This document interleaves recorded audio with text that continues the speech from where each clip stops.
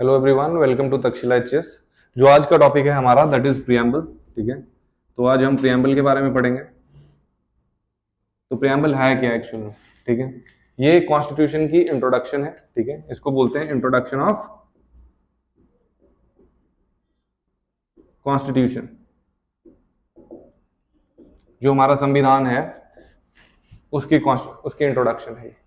Mainly ये क्या बताता है? ये बताता है कि हमारा कॉन्स्टिट्यूशन है कैसा, यानी नेचर क्या है हमारे कॉन्स्टिट्यूशन का। दो चीजें बताएगा ये, उसमें एक है नेचर क्या है हमारे कॉन्स्टिट्यूशन का। तो नेचर है हमारा S³ dr। ये याद रखना, S³ dr। S³ का मतलब है सॉवरन, दूसरा सोशलिस्ट, तीसरा सेक्युलर, चौथा डेमोक्रेटिक और पांचवा है रिपब्लिक। तो ये पांच हमारे क्या है, नेचर है। कॉन्स्टिट्यूशन का नेचर क्या डिफाइन करता है? पांच चीजें डिफाइन करता है, दैट इज सॉवरन।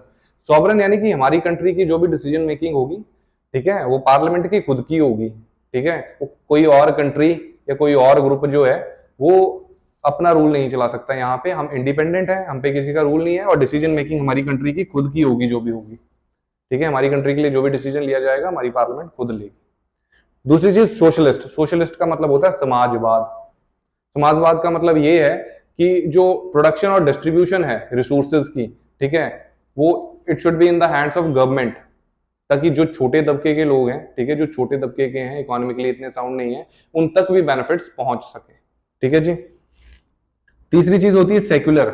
सेक्युलर का मतलब होता है धर्मनिरपेक्ष, यानी कंट्री का अपना कोई रिलीजन नहीं होगा।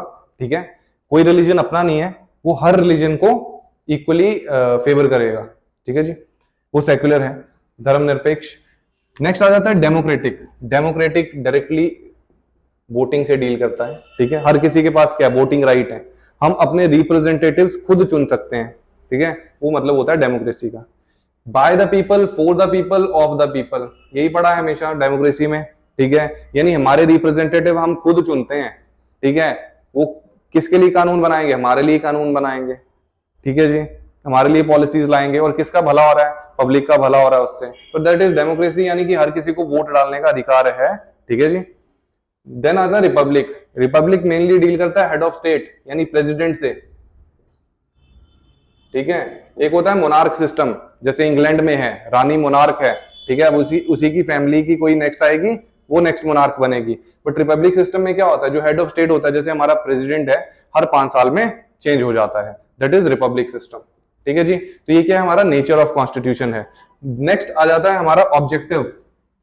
ठीक है, ऑब्जेक्टिव या एम्स, मतलब उस टाइम पे क्या हुआ था, इतने रिसोर्सेज थे नहीं, इतनी स्किल्ड लेबर थी नहीं हमारे पास, इतने इंटेलिजेंट लोग नहीं थे, ताकि वो उतना रिसोर्सेज भी उतने नहीं थे। ठीक है, तो कुछ ऑब्जेक्टिव रखे गए ताकि जब हमारी कंट्री रिसोर्सफुल बने, ठीक है, तब स्किल्ड लेबर आए हमारे पास और ज्यादा रिसोर्सेज हो, तो हम ये वाले जो ऑब्जेक्टिव हैं इनको भी पूरा कर सके। तो ऑब्जेक्टिव क्या थे? ऑब्जेक्टिव थे मेनली, जैसे जलेबी बोलते हैं वैसे ही एक वर्ड याद रखना, JLEFI, डी की जगह एफ कर देना, तो जलेबी याद रखना, वो ऑब्जेक्टिव है हमारे। मीन्स जे से जस्टिस, ठीक है, एल से लिबर्टी, ई से इक्वालिटी, एफ से फ्रेटर्निटी भाईचारा, और आई से इंटीग्रिटी अखंडता। ठीक है जी। अब जस्टिस तीन टाइप का जस्टिस होता है, एक होता है सोशल जस्टिस, एक होता है इकोनॉमिक जस्टिस, और एक होता है पॉलिटिकल जस्टिस। ठीक है जी, तो जस्टिस कितने टाइप का है? सोशल, इकोनॉमिक, पॉलिटिकल, तीन टाइप के जस्टिस हमारे प्रेम्बल में बोला गया है। तो नेक्स्ट होता है liberty, liberty of thoughts, liberty of expression. ठीक है जी, ये सारी चीजें हैं। इक्वालिटी स्टेटस की, अपॉर्चुनिटीज की। देन फ्रेटर्निटी, भाईचारा होना चाहिए लोगों में। ठीक है, छोटी छोटी बात पे नहीं लड़ना है। देन अखंडता, देश जुड़ के रहें। ठीक है, अब मेन चीज क्या है इसमें कि अमेंडमेंट कितनी बार हुई है, इसमें कितनी बार चेंज किया गया है? तो देखो, एक ही बार इसमें अमेंडमेंट हुई है। ठीक है, वो थी आपकी 42nd अमेंडमेंट 1976 में। 3 वर्ड ऐड किए गए थे, जैसे सिस्टर होता है वैसे सिस बोल देते हैं बहन को, तो ये 3 वर्ड याद रखना, सोशलिस्ट, इंटीग्रिटी और सेक्युलर। ठीक है, सिर्फ 3 वर्ड बन गए। ये तीनों वर्ड कब ऐड किए हैं? 42nd अमेंडमेंट 1976 में। इससे पहले ये वर्ड थे ही नहीं। ठीक है जी, हमारे प्रेम्बल में नहीं थे, बट अब हैं ये वर्ड। अब प्रेम्बल को कब इंप्लीमेंट किया गया? ठीक है जी, तो प्रेम्बल जो था वो अडॉप्ट किया गया था 26 नवंबर 1949 को, और इसको इंप्लीमेंट किया गया था 26 जनवरी 1950 को। ठीक है जी, एक चीज और आती है, इंपॉर्टेंट जजमेंट्स। ठीक है जी, तो जजमेंट क्या क्या थी, इंपॉर्टेंट जजमेंट मैं यहां लिख देता हूं। तो 3, जब भी प्रेम्बल पे आएगा तो 3 इंपॉर्टेंट जजमेंट्स थी। ठीक है जी, एक थी बेरूबारी, बेरूबारी जजमेंट 1960 में। ये बोलती थी कि preamble is not a part of constitution hence can't be amended. ठीक है जी, ये क्या बोलता था? प्रेम्बल जो है not a part of constitution, constitution का पार्ट नहीं है और इसको अमेंड नहीं किया जा सकता, इसमें चेंज नहीं किया जा सकता,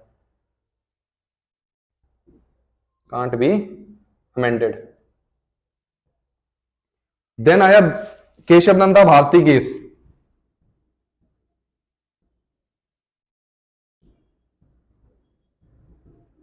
वो है 1973 में। अब ये क्या बोल रहा था? इसकी और एक और केस था, दैट वाज LIC केस 1995 में। ठीक है जी, ये दोनों क्या बोलते थे कि प्रियम्बल जो है is a part of constitution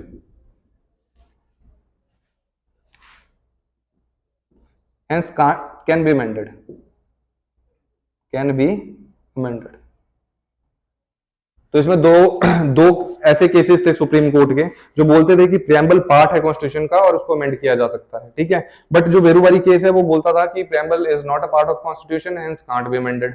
ठीक है जी, और इसको अडॉप्ट कब किया गया था? 26 नवंबर 1949 को। इंप्लीमेंट कब हुआ? 26 जनवरी 1950 को। नेचर क्या है? S3DR। ऑब्जेक्टिव क्या है? JLEFI। ठीक है जी, so that's it for today, thank you so much।